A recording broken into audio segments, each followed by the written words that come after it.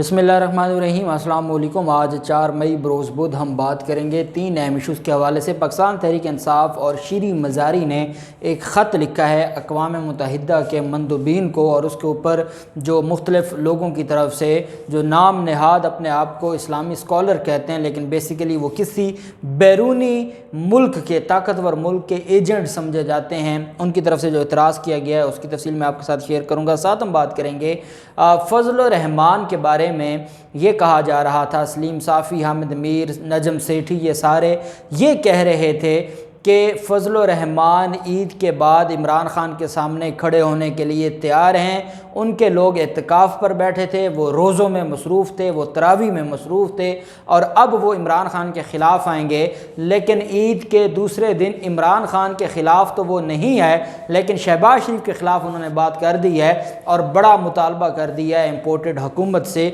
जो कि London plan है नवाज़ शरीफ और बिलावल ज़रदारी का, उसके बिल्कुल बरक्स है। और जिसकी वजह से ज़ियाउल हक को भी जो ज़ियाउल इस्लाम हैं, जो भाई हैं इनके फजल रहमान के, ज़ियाउर रहमान भी लंदन गए थे और वहाँ उनको भेजा गया था। तो वो जो लंदन प्लान फजल रहमान की हद तक नाकाम था और बिलावल की हद तक कामयाब था, उस पर अब ईद के दूसरे दिन ही बड़ी आवाज़ उठा दी है फजल रहमान और जमीयत उलमा इस्लाम फ़े की तरफ से, वो भी मैं आपके साथ शेयर करूँगा। पीपल्स पार्टी के जो शहबाज शरीफ के साथ इख्तलाफात हैं वो भी अब सामने आना शुरू हो गए हैं, और जो इस इत्तेहाद के जो जेल में रहे और जेल में रहने के बाद नवाज़ शरीफ के साथ राब्ते रखे खुर्शीद शाह ने, और खुर्शीद शाह को मिलने के लिए मरियम औरंगज़ेब भी जेल में गई थी सखर की, तो खुर्शीद शाह ने भी एतराज़ उठा दिया है शहबाज शरीफ की हुकूमत के कामों पर, और जिस तरीके से वो मुकदमे दर्ज करवा रहे हैं उसके ऊपर भी मैं आपके साथ उसकी तफसील भी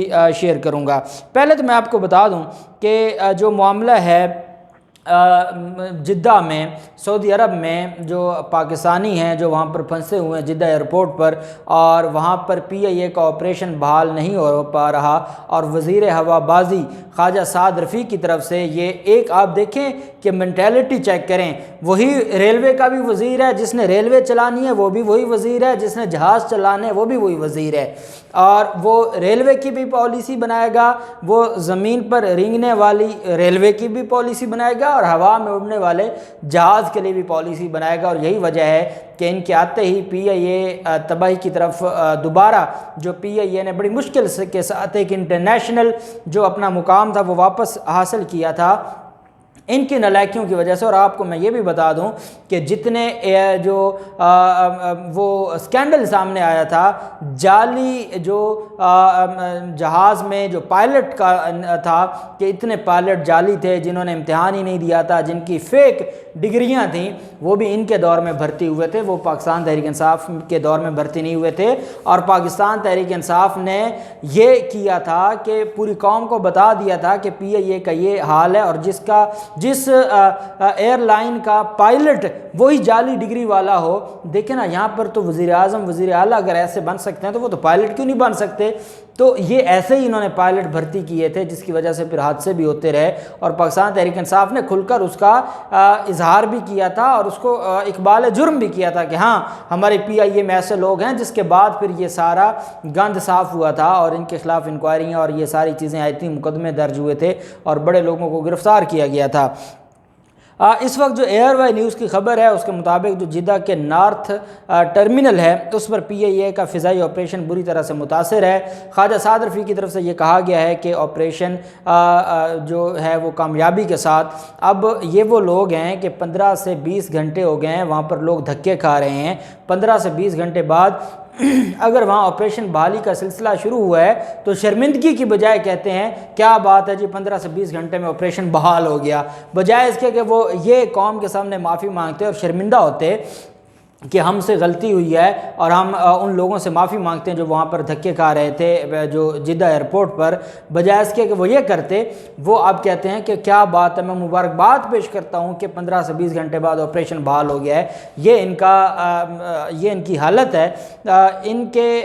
वज़ीर हवाबाजी ख्वाजा साद रफ़ीक ने कहा कि हमने बिल्कुल क्लियर कर दिया है और ऑपरेशन मुकम्मल तौर पर बहाल है, लेकिन इस वक्त भी वहाँ पर लोग फंसे हुए हैं। और जो नॉर्थ टर्मिनल है वहाँ पर जो پی اے کا آپریشن ہے وہ بری طرح متاثر ہے، اور یہ ان کی گڈ گورننس ہے۔ جس ملک کا وزیر خزانہ یہ وہ حکومت ہے، وزیر خزانہ، وزیر خارجہ، وزیر دفاع،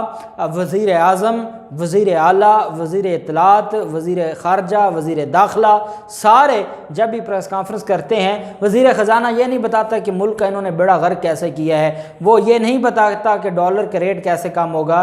پٹرول اور ڈیزل کا ریٹ کیسے کم ہوگا، ڈیزل کی جو قلت ہے وہ کیسے پوری ہوگی، آئی ایم ایف کے ساتھ جو معاہدات اور شرائط کر کے ہیں اس کا کیا ہوگا۔ اس کو تکلیف ہے تو یہ ہے کہ فرح گجر نے یہ کیا، فرح گجر نے وہ کیا، وزیر داخلہ کو بھی فرح گجر یاد ہے،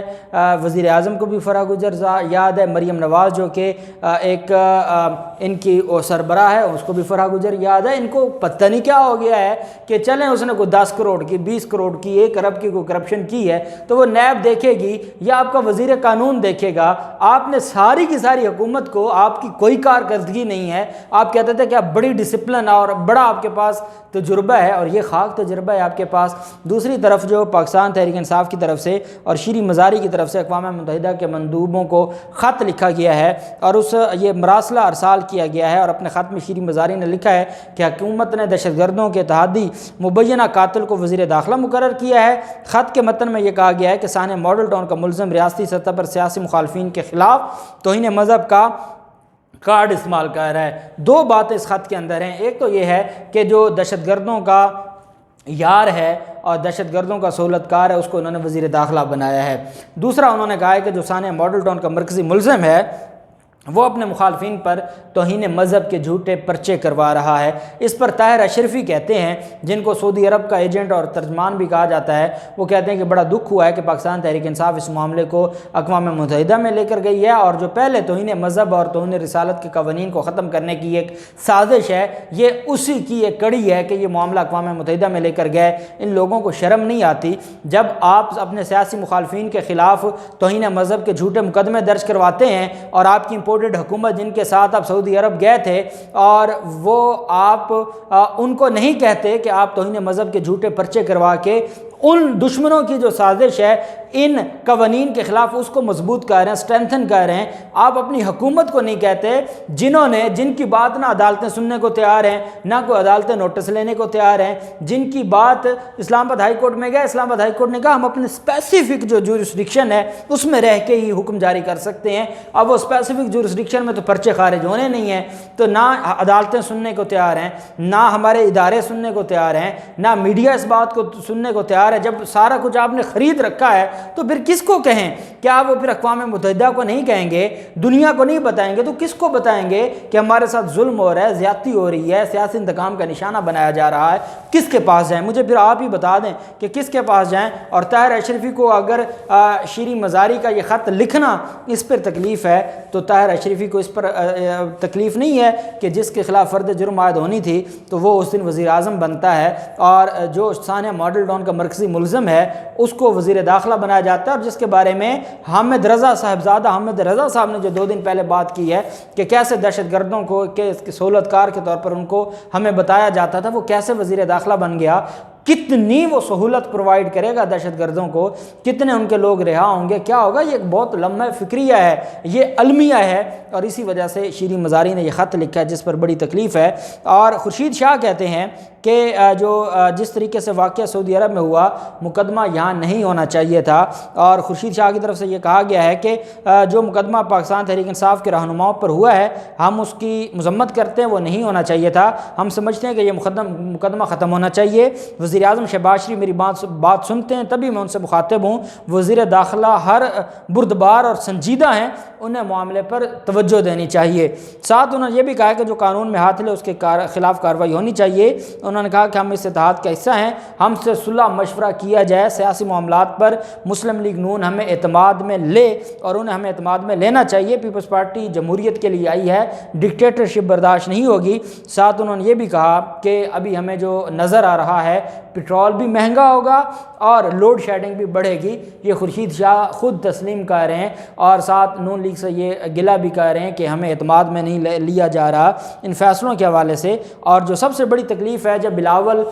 لنڈن گئے تھے اور لنڈن جا کر انہوں نے مطالبہ کیا تھا کہ ہمیں صدر کا عہدہ بھی دیں، جیسے پنجاب میں انہوں نے 7 سیٹوں پر 4 عہدے مانگ لیے ہیں، جیسے وفاق میں ساری بڑی عہدے وہ لے گئے ہیں، اور صدر کے لیے آصف زرداری اگر امپیچمنٹ کا کوئی سلسلہ نکل آیا یا کوئی عدالتوں سے ایکسٹرا آرڈینری ریلیف لے لیا اور عدالتیں کھل گئیں ان کے لیے، تو اس کے بعد آصف زرداری کا صدر کا طے ہو گیا ہے، اور نواز شریف اس بات پر راضی ہو گئے ہیں۔ اور اس کے بعد فضل الرحمان ایسے چھپے ہیں کہ فضل الرحمان آپ کو کہیں نظر نہیں آتے، نہ کسی اجلاس میں نہ میڈیا پر۔ اور آج مولانا عبدالغفور حیدری نے یہ بتا دیا ہے کہ ہماری خواہش اور ہمارا مطالبہ ہے کہ فضل الرحمان کو صدر بنایا جائے، اور فضل الرحمان کو صدر بنانا ہمارا